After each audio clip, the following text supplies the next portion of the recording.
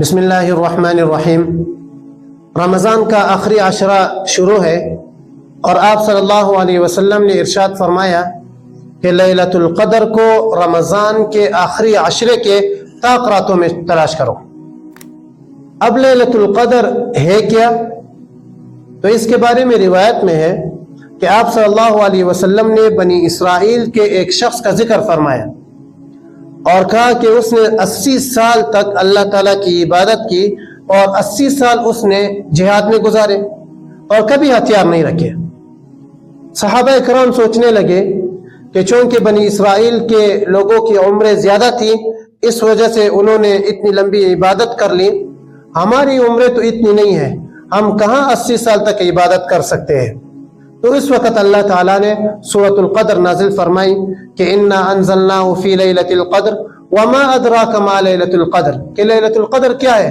لیلۃ القدر خیر من الف شہر، کہ لیلۃ القدر یہ 1000 مہینوں سے بہتر ہے، یعنی اس ایک رات کی عبادت یہ 1000 مہینوں کی عبادت سے بہتر ہے، اور 1000 مہینے یہ 83 سال 4 مہینے بنتے ہیں۔ تو جو شخص صرف اس ایک رات میں عبادت کرے گا اللہ اسے 83 سال 4 مہینوں کے عبادت کا ثواب عطا فرمائیں گے۔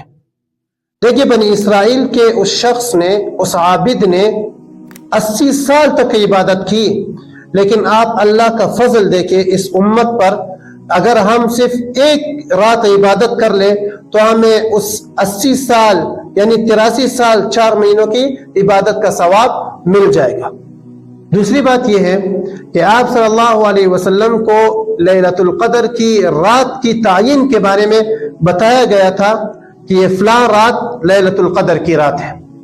بخاری شریف میں حدیث ہے کہ آپ صلی اللہ علیہ وسلم گھر سے نکلے اور مسجد کی طرف جا رہے تھے، راستے میں 2 لوگ جھگڑ رہے تھے، تو اللہ تعالیٰ نے لیلۃ القدر کی تعین اٹھا لی اور آپ صلی اللہ علیہ وسلم نے فرمایا کہ مجھے اس کی تعین کا علم دیا گیا تھا لیکن اللہ تعالیٰ نے یہ تعین اٹھا لی۔ تو دیکھیں اس حدیث سے پتہ چل رہا ہے کہ اتنی بڑی رات کی تعین یہ کیوں اٹھائی گئی؟ جھگڑے کی وجہ سے۔ عموماً ہم دیکھتے ہیں کہ رمضان میں لوگ جھگڑ رہے ہوتے ہیں، چھوٹی چھوٹی باتوں پر ایک دوسرے سے لڑ رہے ہوتے ہیں۔ خدا را رمضان میں اپنے آپ کو جھگڑوں سے بچائے۔ تیسری بات یہ ہے کہ اللہ تعالیٰ نے اس رات کی تعین کیوں اٹھائی، کیوں ہمیں نہیں بتایا کہ یہ خاص رات لیلۃ القدر کی رات ہے؟ اس کی حکمت کیا ہے، اس کا فائدہ کیا ہے؟ علماء فرماتے ہیں کہ اگر امت کو بتا دیا جاتا کہ 21، 23، 25، 27 اور 29 ان 5 راتوں میں سے کوئی ایک رات لیلۃ القدر کی رات ہے، تو پھر یہ امت صرف اس رات میں عبادت کر کے اپنے آپ کو ساری زندگی عبادت سے فارغ کر لیتے اور یہ کہتے کہ ہم نے ایک رات عبادت کر لی ہے، ہمیں 83 سال کا ثواب مل گیا ہے، اب ہمیں عبادت کرنے کی کیا ضرورت ہے؟ اس لیے اللہ تعالیٰ نے اس رات کی تعین اٹھا لی تاکہ امت ان تمام طاق راتوں میں عبادت کرے اور ثواب کمائے۔ اس لیے شریعت نے حکم دیا ہے کہ 21، 23، 25، 27 اور 29 ان 5 راتوں میں خوب اللہ تعالیٰ کی عبادت کی جائے۔ چوتھی بات یہ ہے کہ کیا عبادت کی جائے؟ تو آپ عشاء کی نماز جماعت سے پڑھ لیں، اس کے بعد تراویح پڑھ لیں، اس کے بعد جتنی آپ کو نفل کی توفیق ہو آپ نفل نماز پڑھ لیں، ذکر و اذکار کر لیں، قرآن مجید کی تلاوت کریں اور اپنے لیے دعائیں مانگیں۔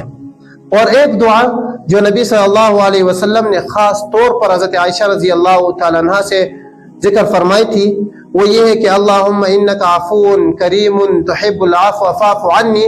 یہ دعا ہمیں بھی اپنے لیے مانگنی چاہیے۔ کیا معلوم کہ اگلا رمضان ہمیں میسر ہو یا نہ ہو۔ عموماً دیکھا جاتا ہے کہ لوگ یہ فضیلت والی راتیں بازاروں میں، ہوٹلوں میں اور شاپنگ کرتے ہوئے گزار دیتے ہیں۔ خدا را اپنی یہ فضیلت والی راتیں عبادت میں گزار لے، اسے فضول ضائع نہ کرے۔